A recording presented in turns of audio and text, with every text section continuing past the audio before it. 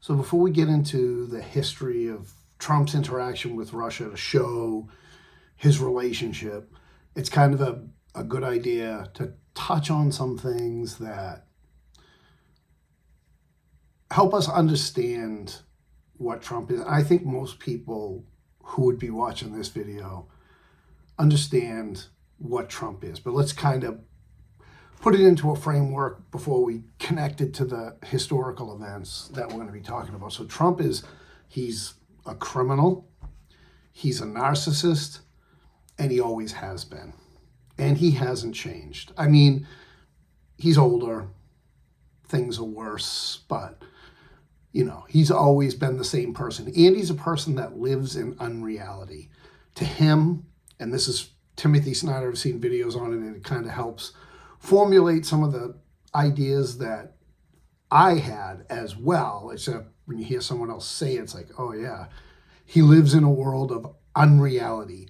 There is no truth. The truth for him is whatever he wants it to be, which is different than most people. Most people, if they lie, they know they're lying. They may be shameless about it, but they know they're lying, and they know there is such a thing called the truth. And most politicians, when they'll lie, but if they get caught on it, most of the time, they'll try to obfuscate. They'll try to get out of it. There's an understanding of the truth. With Donald Trump, there is no truth for him. Everything is what he wants it to be. Truth is irrelevant. It doesn't matter. And he's always been that way. So his relationship with the Russians is interesting because Donald Trump is pretty much the same person he's always been. The Russians have changed somewhat over time because the huge event that happened in 1991 where the Soviet Union collapsed. Prior to 1991, they were a communist country. Their intelligence services worked for the benefit of the country. Sure, a lot of propaganda just like today, but the intelligence services recruited spies and recruited assets for the purposes of benefiting the country.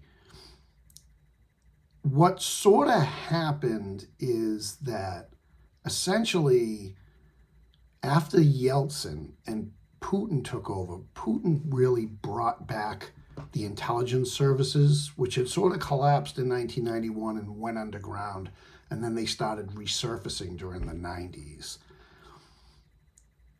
So there's incredible links to organized crime, and organized crime sort of took over the country during the 90s. And then the intelligence services really got a hold of these criminals, and it's sort of this interaction with the oligarchs who also rose during the 1990s and got a hold of all the state-run enterprises.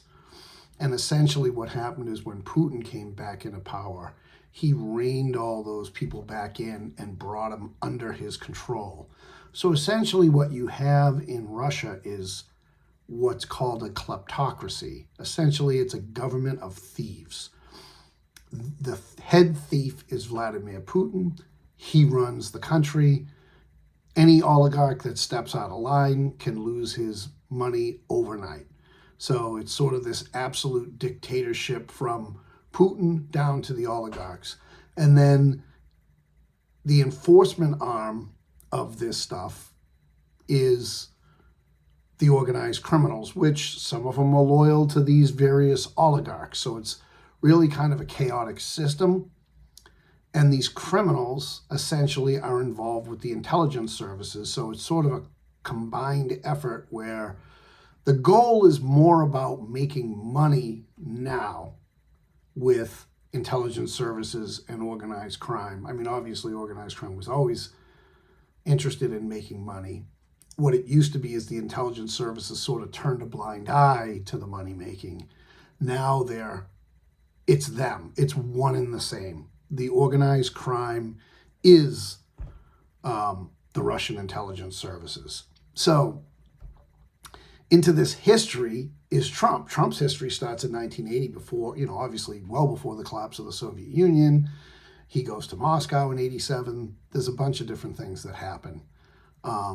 And the relationship sort of accelerates after that. But what it is that Trump is always trying to get some kind of a deal with the Russians. And at first, the Russians hold out this Trump Tower deal. This has been discussed with Trump since the 80s. They're trying to lure his greed to get him, to cooperate with them. And then, so he's always trying to make these deals with the Russians. He's got these backdoor deals with the Russians, whether it's Trump Tower Moscow or some other deal, or these same people bailing Trump out of his economic misery that he started to get into during the 90s and the early 2000s. So that's sort of how this connection comes. These criminals are sending their money out of Russia to launder it in the West. And one of the vehicles for doing that was corrupt businessmen like Donald Trump, who the Russians found early on, initially probably just to get an influential person, someone that could pump their propaganda out in the West, someone of influence. And later, sort of this criminal organization with political connections. And they absolutely, it's a known fact, they helped Trump become president in 2016. So that's sort of the background of these videos. So you need to understand that Trump is a criminal. The Russians are criminals. That's why he's a Russian asset. It's not ideological. It's about money. For Trump, he doesn't care about the United States. He could care less. He has no connection, political, ideological, to the United States. He doesn't care about the country. He cares about himself. He cares about money. That's it. And whoever can make a deal with him, if he can make connections in order to get more money, who he views, and flattery. Flattery is huge. So that's sort of the introduction to the video. I didn't really get into a lot of specifics because the specifics come in the videos. I just want that to be sort of the backdrop so you understand. Thanks. Oh, and right up front, I wanted to give some credit to some of the authors, the books I've been reading. Craig Unger, House of Trump, House of Putin, and Craig Unger, American Kompromat. They kind of get into the really detailed stories of Trump's interaction with organized crime and his interactions with the Russians and a whole bunch of other stuff. So great stuff. Seth Abramson, Proof of Collusion. He also has Proof of Conspiracy and Proof of Corruption, which I've read. Those books, excellent, really detailed. You kind of want to know the story before you dig into those books because there's lots of references and names and everything because he goes through all kinds of references to publications, and there's a lot of names. And if you don't have an idea of who those names are, you can easily get lost reading that book. And then there's two books by Timothy Snyder. One is The Road to Unfreedom, and this book really lays out the sort of things from the Russian perspective and what happened in Russia. And this one also talks about what happened in Russia. It has a really good analysis of what happened in Russia.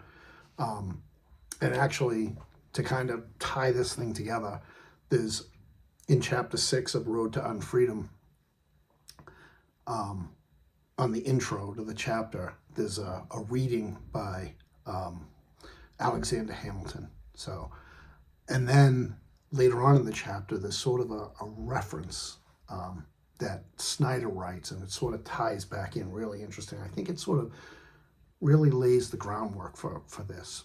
So, nothing was to be more desired than every practical obstacle be opposed to cabal, intrigue, and corruption.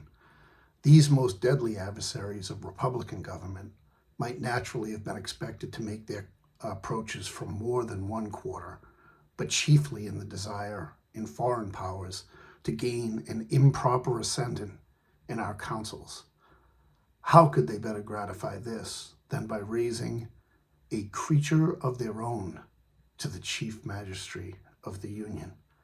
Alexander Hamilton, 1788. Clearly, our forefathers understood the world in which they lived, in which this was a reality. They saw it in Europe, and they understood it. Then there's a reading by Snyder that comes later in chapter 6.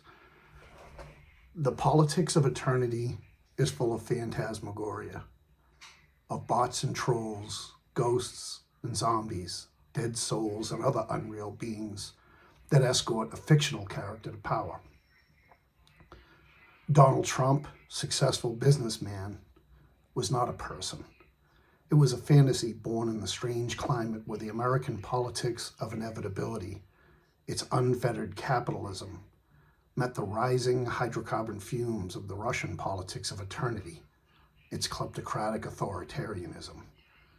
Russians raised a creature of their own to the presidency of the United States. Trump was the payload of a cyber weapon meant to create chaos and weakness, as in fact he has done.